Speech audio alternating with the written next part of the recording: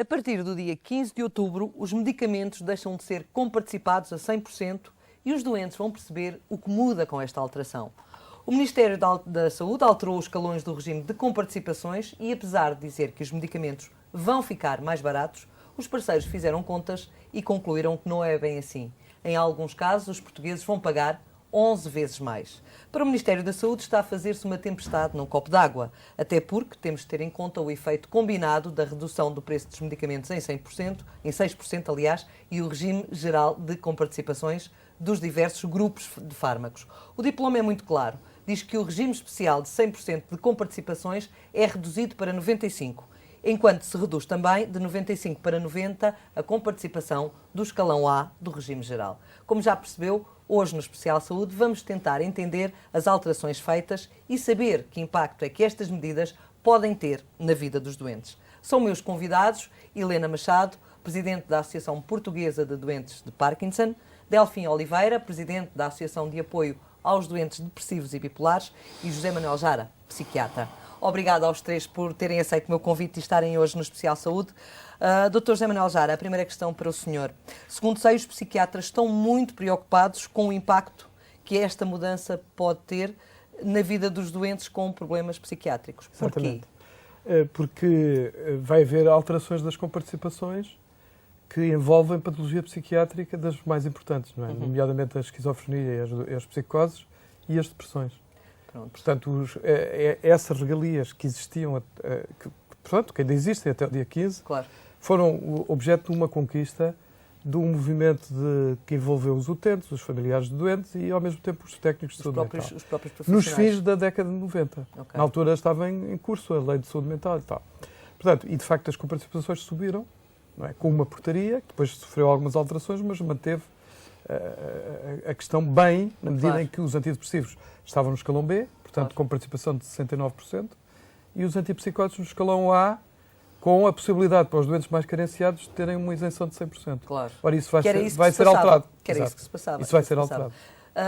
O que é que temem, concretamente? Que os doentes não tenham dinheiro para pagar os medicamentos e que, de facto, deixem de tomar a medicação?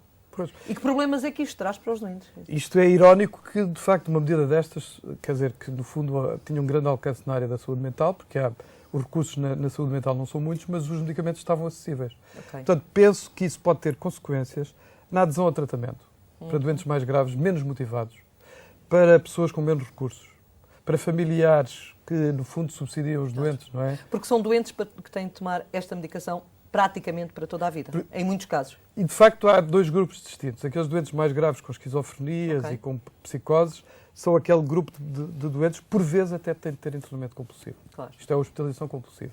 Aí a adesão ao tratamento a longo prazo previne as recorrências, os surtos psicóticos e pode permitir que a doença tenha um curso mais benigno. Claro, não é? Os doentes não têm grande motivação para o tratamento. Portanto, eles não vão ter grande motivação para pagarem 5% do medicamento, que pode mesmo, sendo só 5%, ser muito significativo. Os seus colegas estão... o doutor sei que está preocupado. Tem falado com os seus colegas? Claro que estão. E, aliás, há em curso um abaixo-assinado, uma petição, é um abaixo-assinado, mas é uma petição, sim, que coloca precisamente a questão desta dificuldade que se vai colocar aos doentes mais graves. Okay. Portanto, de poderem não ter o acesso que tinham fácil atual. E essa petição é para entregar a quem? Em princípio vai ser destinada à Assembleia da República. Assembleia da República. Porque as petições... Aliás, já este processo das comparticipações na área da psiquiatria foi objeto de uma petição. Em 96? Em 98, 99. Sim. Com quase 20 mil assinaturas. Claro. E vão relembrar, ou pelo menos alertar e nessa altura os grupos Assembleia parlamentares, todos eles apoiaram a petição. Portanto, situação. Foi unânime, consensual, havia uma injustiça, foi reparada, e felizmente, pelos vistos, não quer dizer que se volte a antes de 98. Porque os antipsicóticos continuam no escalão A. Pois. Portanto, paga 5%, digamos assim, a mais do que aquilo que mas, em alguns medicamentos inovadores e caros, é significativo. E há muitos doentes que necessitam desses medicamentos inovadores. Indispensáveis. Porque, de facto, são avanços.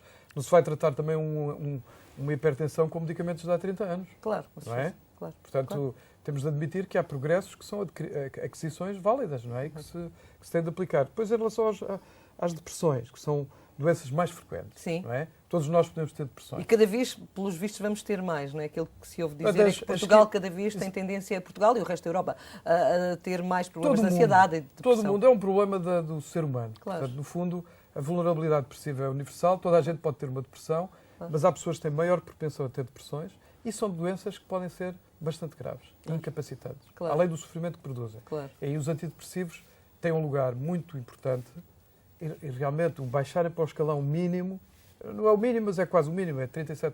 Portanto, fica o Estado a pagar só 1/3 do medicamento. Pois. Eu acho que isso pode ter alguma repercussão, especialmente nos doentes com depressões mais graves que precisam de doses mais altas. Claro.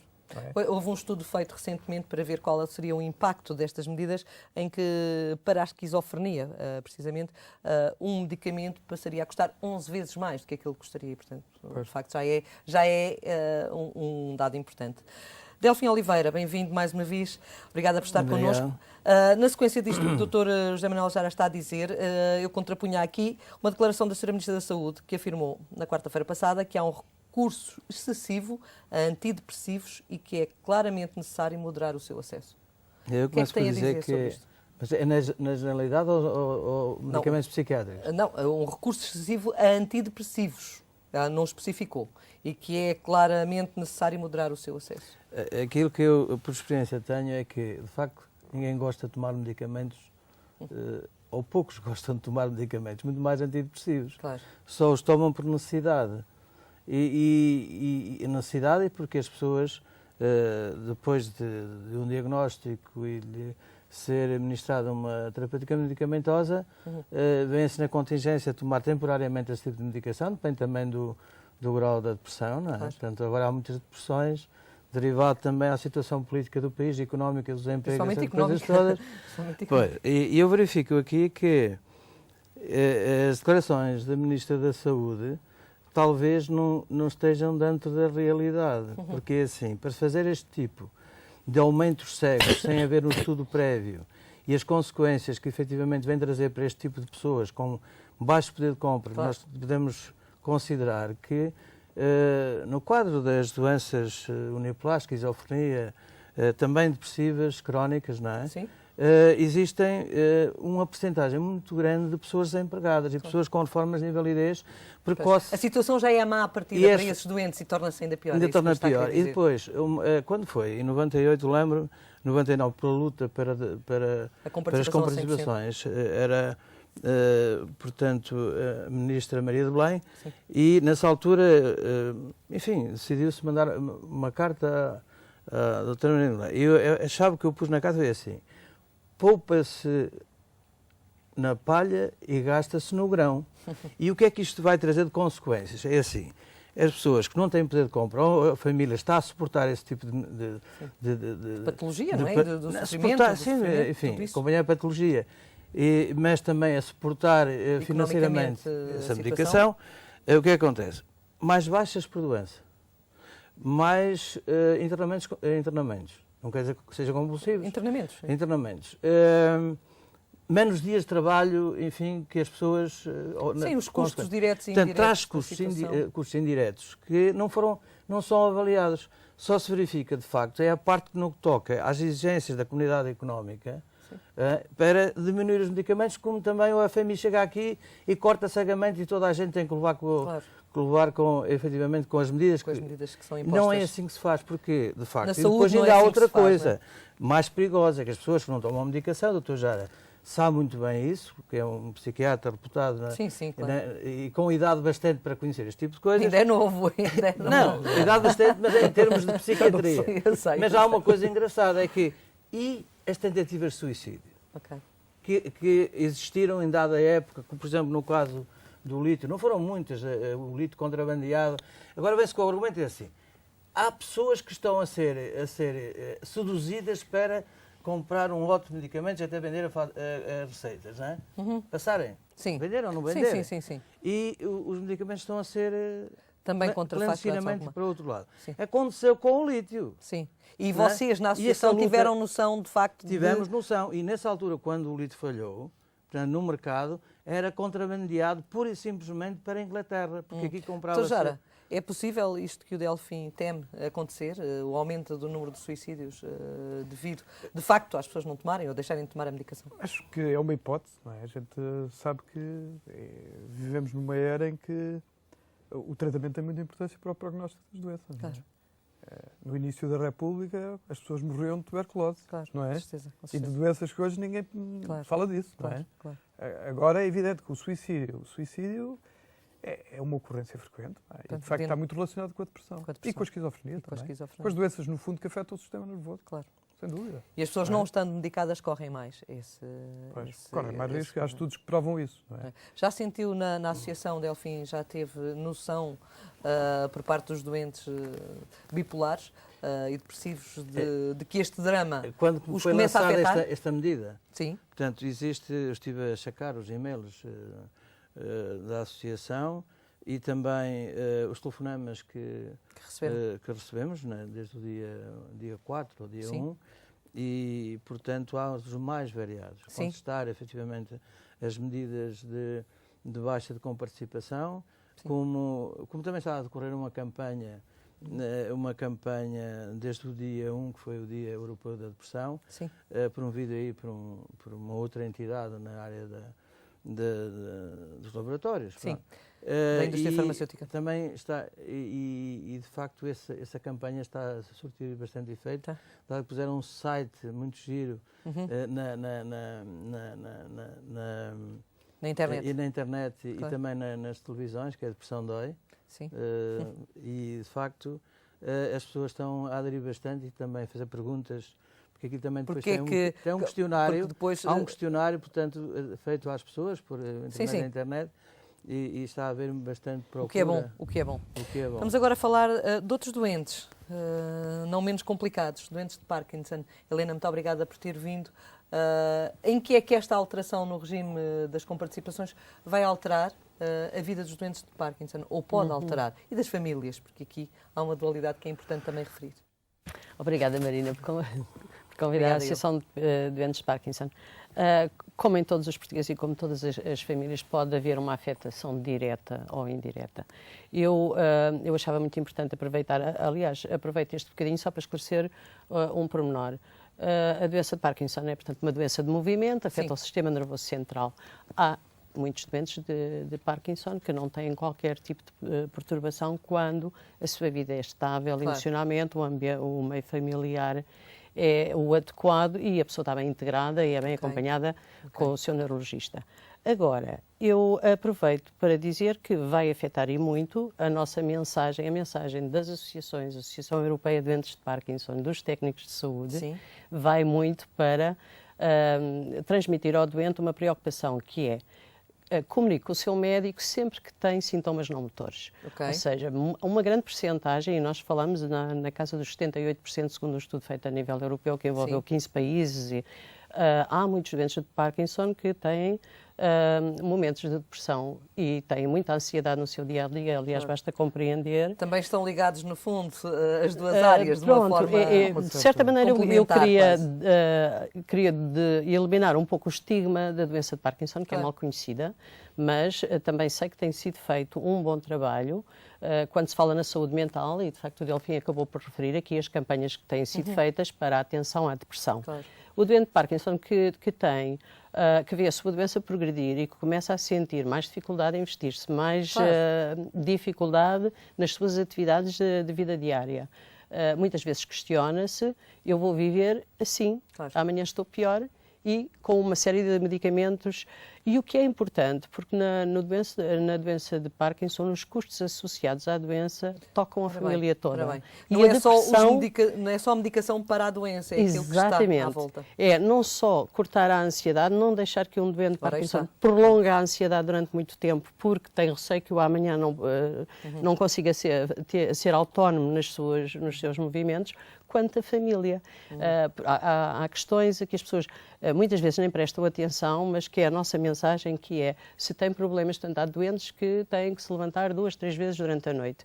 As pessoas, a família, o cuidador, a pessoa que está preocupada, que aquele doente pode cair, se levanta 2, 3 vezes, é mais uma pessoa que não descansa, é mais uma pessoa que tem o seu dia-a-dia afetado.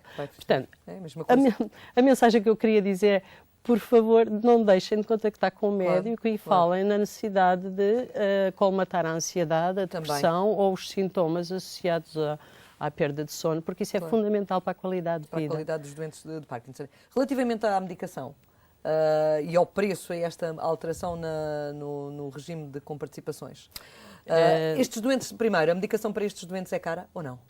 É um doente caro, fica caro ou não? Nós temos vários patamares. Temos o doente a quem o neurologista recomenda um medicamento que sabe que saiu na Europa e que é bom e, portanto, não existe em Portugal porque não entrou na comercialização e o doente paga a procura do medicamento, muitas vezes tem que se deslocar ao estrangeiro. Temos o nível dos medicamentos que são mais conhecidos. Portanto, temos uma situação em que o doente ele próprio pretende ter estabilidade. E o caso dos genéricos pode não ter a aceitação que se espera quando um doente que toma 30 comprimidos por dia ou 40 comprimidos por dia vai alterar um medicamento que toma há 10 anos, por exemplo, por um genérico que não conhece. E pode criar a suspeita, porque naquele dia se sentiu mal ou porque no dia seguinte reagiu de outra maneira. E, portanto, o que é que vai acontecer? É que muitos doentes vão preferir comprar um medicamento que já conheciam do que utilizar um genérico em substituição. Portanto, aqui há todo um trabalho que é necessário fazer-se com a comunidade médica. E é um doente que tem multipatologias ou não? Associadas? Tem? Normalmente tem. Regra geral. Ao fim de algum tempo, o tratamento para a doença de Parkinson não é tão incólume assim. E, portanto, é normal, é muito comum desenvolverem-se situações como a diabetes, a hipertensão, problemas do sistema urinário. Portanto, há todo um conjunto de patologias, como qualquer ser humano que o seu processo de envelhecimento vai tendo fragilidades, um doente que está submetido a uma grande quantidade de químicos durante tem afetações laterais, obviamente. Chegam-lhe algumas atitudes por parte dos familiares ou algumas afetações por parte dos familiares relativamente àquilo que se passa em casa e sobre estas medidas dos medicamentos, sobre estas novas regras dos medicamentos? Sim, chegam e a nossa preocupação na associação é tanto o doente quanto a pessoa que cuida do doente. Claro. E de facto nós tentávamos, e não faz parte da nossa cultura, e é uma pena, mas nós poderíamos desenvolver atividades que proporcionassem prazer, proporcionassem momentos de alegria, de convívio, em que as pessoas se sintam particularmente bem e eventualmente não necessitaríamos de... Mas pronto, não temos, para além dos centros comerciais, a distração de domingo a ir ao cinema que não se vai quando se tem um doente que se tem que olhar 24 horas por dia, etc. Portanto, aquilo que nós podíamos ter em alternativa era um processo educativo que começa mesmo pelas escolas, a ter uma postura de vida diferente, a encarar a doença como um circuito normal do ser humano e a ter algum respeito pelas pessoas que são diferentes ou que precisam de ter uma atenção diferente. Mas o estigma para determinadas doenças, eu penso que ainda está muito longe de ser conseguido nos doentes psiquiátricos. Então, esse estigma até atinge os próprios técnicos de saúde mental. Enquanto aqui na história dos doentes de Parkinson, por exemplo, a ideia é vamos esconder o doente, se calhar, ainda há muita familiar que faz. O próprio doente esconde-se, que ainda é pior. Na questão dos doentes psiquiátricos. Mas quanto melhor estiver tratado o doente, menos estigma há, porque, por exemplo, a epilepsia era uma doença que dava muito estigma. E hoje não dá. Não é? Porque as crises eram aparatosas. Hoje um doente com esquizofrenia bem tratado pode não parecer doente. Quer dizer, que a doença existe, mas está controlada, não é? E a pessoa pode comportar-se de uma maneira adequada. Também temos de ter essa visão otimista, não é? E o doente de Parkinson tem exatamente uma vida normal e nós temos doentes com 20 anos de doença. Uma das formas de se for bem tratado, ora aí está. Se for bem tratado. E tiver boas condições de vida, porque no fundo as duas coisas estão associadas, não é? O nível social, o nível de vida, interfere muito no prognóstico destas doenças. No caso dos doentes psiquiátricos, há doentes... essas doenças atingem todo o género de população. Ricos, pobres, e muitas vezes as doenças mais graves começam cedo. Também há A doença de Parkinson, em geral, começa mais tarde. Mais tarde? Em geral, já há uma percentagem de Parkinson jovem e juvenil. Já há um grupo mas a maioria que nós temos lá. Nós lembramos sempre do Michael J. Fox. Lembramos sempre do Michael J. Fox, que muito novo começou a desenvolver. Agora, a esquizofrenia começa cedo. Começa cedo. No jovem, não é? Mais jovem até no homem que na mulher. E as depressões, muitas vezes, também. A doença bipolar começa cedo, também muitas cedo. vezes. Isso já mas há também incidência nas pessoas idosas. Portanto, a primeira depressão grave pode surgir depois dos 60 anos. Não é? E, portanto, não é menos grave por surgir mais tarde. Então, Jara, de que é que o senhor tem medo que esta mudança no preço dos medicamentos faça para os doentes psiquiátricos? O principal receio? Eu ainda iria dizer uma coisa, eu não tenho fala compulsiva, mas há aqui uma coisa que eu acho interessante dizer. A senhora Ministra da Saúde, que eu, aliás, conheço pessoalmente, é vossa colega, é a sua colega. Exatamente, e foi casada até com um psiquiatra, que eu conheço também, que é meu colega de curso. Sim. E que tem alguma responsabilidade a nível da direção do Serviço de Saúde Mental. Portanto, o que é que ela diz? Que os antidepressivos eram consumidos em excesso, não é? Sim, a frase eu tenho aqui textual. Afirmou que há recurso excessivo a antidepressivos e que é claramente necessário moderar o seu acesso. Pronto, recurso é mais aceitável que consumo, porque consumo é um termo menos aplicável. Porque a gente diz assim, consome-se Coca-Cola. Mas consumir antidepressivos não é a mesma coisa. Claro, não é? Claro. Bem, portanto, o que é facto é que eles podem ser mais prescritos ou menos prescritos. Portanto, são objeto de prescrição. Tinham uma comparticipação maior, vão ter uma comparticipação menor. Não é? Ora, o facto é este, é que de facto a prescrição é feita por médicos. Então, os médicos sabem o que estão a prescrever ou prescrevem excessivamente. A psiquiatria tem uma latitude muito ampla. A saúde mental é muito ampla. Claro. Não é? Portanto, os estadios são diferenciados. As doenças depressivas atingem muita gente, de facto. Não é? E, portanto, é natural que muitos doentes com depressão sejam tratados pelos clínicos gerais nos centros de saúde. Aliás, é uma política certa, porque a psiquiatria não é omnipresente. Não trata todas as doenças psiquiátricas. Muitos doentes são, nos cuidados primários, tratados. Os clínicos gerais aprenderam a lidar com a depressão e com as perturbações. É uma das áreas em que eles conseguem, exatamente, de maneira a valorizar esses sintomas, o tratamento dos doentes, não subestimar o sofrimento psicológico e a realidade clínica das depressões. E passaram a prescrever mais antidepressivos. Claro. Porque também eles já eram mais acessíveis. Portanto, eu acho que aí houve, se calhar, aumento da prescrição, não do recurso. Porque, em geral, o doente beneficia com o tratamento só ao fim de 15 dias. E ninguém vai, se não estiver doente, esperar e tomar um medicamento que até tem alguns efeitos adversos. Esses 15 dias, se não colher benefício, não continua a tomar a medicação. Portanto, eu acho muito hipotética essa hipótese de haver sobreprescrição. Agora, de facto, não é? Os ansiolíticos, os hipnóticos, podem levar a algum consumo exagerado. E aí já uso a palavra consumo. Porque dão dependência, são fármacos que atuam sobre sintomas, as pessoas relacionam o efeito terapêutico com o momento em que o tomam. Não é? Mas aí como é que se controla essa situação? E esses medicamentos agora passam a ficar no mesmo escalão que os antidepressivos. Portanto, eu acho, sempre defendi isso, já na altura da petição de há 10 anos, que os antidepressivos iam estar um escalão acima dos ansiolíticos. Mas não no escalão ínfimo, não é? Porque 37% é muito baixo e vai atingir... Se estamos a falar de medicamentos caros, regra geral, já foram mais caros. Portanto, porque os antidepressivos surgem na década de 50, os primeiros ainda existem esses. Depois surgem na década de 90 os novos antidepressivos. Os novos antidepressivos já têm genéricos. Portanto, já estão mais baratos. Aí já se pode dar a volta à situação. Já estão mais baratos. Sem dúvida, seria mais grave isto se fosse há 15 anos. Mas não deixa de ser, porque em princípio está errado. Se o princípio é economicista, então não vamos arranjar um alibi terapêutico. Dizer do recurso, como se as pessoas tomassem antidepressivos. Os antidepressivos não são psicoestimulantes. Eles não estimulam, eles tratam a depressão. E podem também tratar outras situações que estão associadas à depressão. Por exemplo, a neurose obsessiva, a perturbação obsessiva ou compulsiva. Pode ser muito grave e muito incapacitante e muitas vezes é escondida. Também se trata com esses medicamentos. Delfim, concorda? Concordo absoluto. É? Acha que, de facto, há aqui uma falta de visão sobre o problema da questão da saúde mental e do tratamento dessa mesma saúde mental por parte dos nossos governantes? Eu considero que o seguinte, o facto do Governo, o Ministério da Saúde, tomar medidas drásticas e para controlar e radicais no que toca a este tipo de situações, vira-se efetivamente contra a política do atual Governo. Porquê? Porque é aquilo que eu disse. Portanto, não há ninguém, ou poucas pessoas gostam de tomar antidepressivos. Pois, Antipsicóticos ainda mais, não é? Os estabilizadores do humor ainda vai lá. Os trabalhadores do humor. Estabilizadores do humor. Estabilizadores do humor, não é? Que, enfim. Sim. Agora, foi aquilo que eu disse, vai a curto, médio prazo, pessoas que desmamam a medicação, cortam com a medicação por várias razões. Ou porque não têm dinheiro. Ou porque não têm dinheiro. Enfim, até mesmo quando efetivamente existe dinheiro, as pessoas já... O problema é esse. O problema é esse. As pessoas até... Eu acho que é uma falácia estar a dizer que se consome muito medicamentos. Claro. Porque eu verifico no dia-a-dia, junto dos sócios, não gostam de tomar antidepressivos, não gostam de tomar antipsicóticos.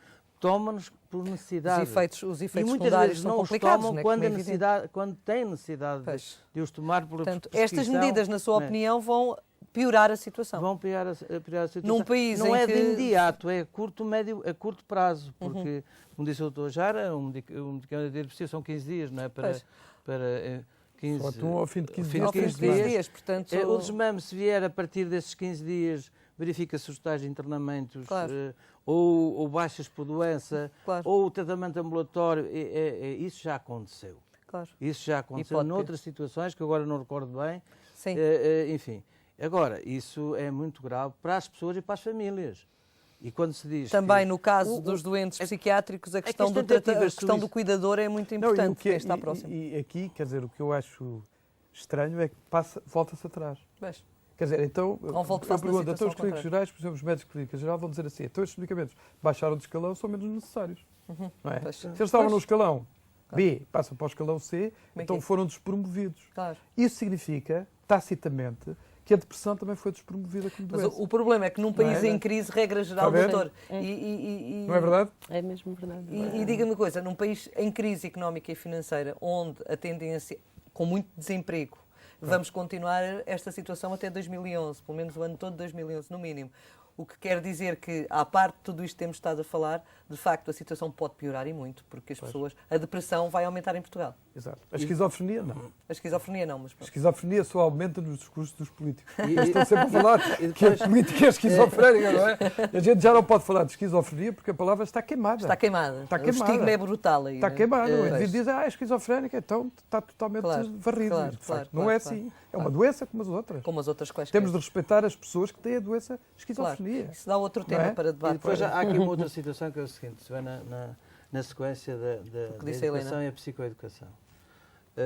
Há várias instituições, como a ADEV, que realizam grupos psicoeducativos, fazem um acompanhamento individual quando necessário, quanto necessário para a pessoa, contratualizando com ela, sessões públicas, como os colóquios, essa coisa.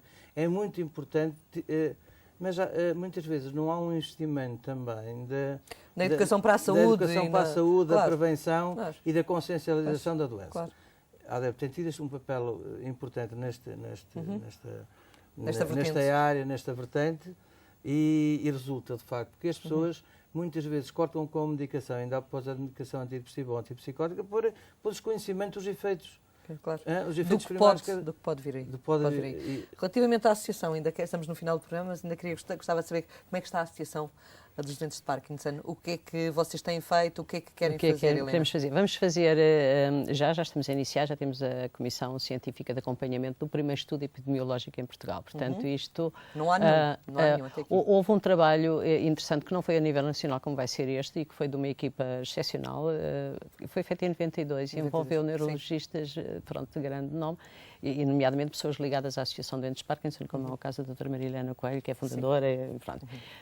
O primeiro estudo vai então perspectivar-nos em relação aos problemas, porque o que nós sentimos na associação é um alargar de conhecimento de factos, de casos diagnosticados. É também um fenómeno social que está a ser registado, que é o regresso dos nossos imigrantes, as pessoas que saíram nos anos 60 na força do trabalho e que regressam e que muitas vezes ao regressar se sentem de novo imigrantes, porque entram num país que teve algumas transformações sociais e dos quais eles esperam apoio e não têm. E, portanto, estamos a falar de doentes de Parkinson. Temos um outro núcleo que é o inverso, que é as pessoas das nossas idades ou da minha geração, que trabalham muito para que os seus filhos tivessem o seu curso superior, a sua especialização. Os filhos têm, mas emigraram. Os filhos emigraram e o casal idoso continua. O casal ou ou o pai, portanto, continua cá, às vezes sozinho, porque os filhos emigraram. Portanto, nós temos pedidos de apoio de Angola, de Londres, etc. Portanto, esse estudo vai ser importante para saber com o que é que contam. Vai ser muito importante para podermos delinear um pouco umas políticas de saúde na área da doença de Parkinson, sabendo que afeta realmente mais do que as pessoas, sobretudo pessoas com mais de 60 anos de idade, e que a nossa população, pronto, como a pirâmide etária está a ser altamente transformada e vamos tendo estes fenómenos sociais laterais, pensa-se que daqui para alguns anos possa haver um grande incremento. A tendência é para o aumento de doentes com a doença de Parkinson. Com a doença de Parkinson. Muito obrigada. Portanto, esse é um dos nossos trabalhos. O outro é aquilo que estamos a fazer aqui, é um pouquinho, só lhe peço mais 2 segundos, que é, como diz o Dr. Jara, de facto não podemos despromover problemas do foro psicológico como a depressão. E não o devemos fazer numa altura em que andamos a investir em campanhas para sensibilizar as pessoas de que a depressão e as doenças de saúde mental são muito importantes. Alguma coisa, se calhar não aquilo que era necessário, mas investiu-se bastante. E ver esse trabalho agora andar para trás, porque de facto há medidas governamentais que não apoiam, é triste, não é? Para quem esteve, como o Dr. Jara esteve durante muito tempo na luta, por se conseguir a comparticipação a 100%. Muito obrigada aos 3. Ficam aqui os nossos recados. Muito obrigada aos 3 por terem estado comigo ao final do Especial Saúde de hoje. Tentámos perceber hoje, como sabe, as consequências das alterações dos escalões do regime de comparticipações. Volto à sua companhia na próxima semana. Espero por si. Até lá.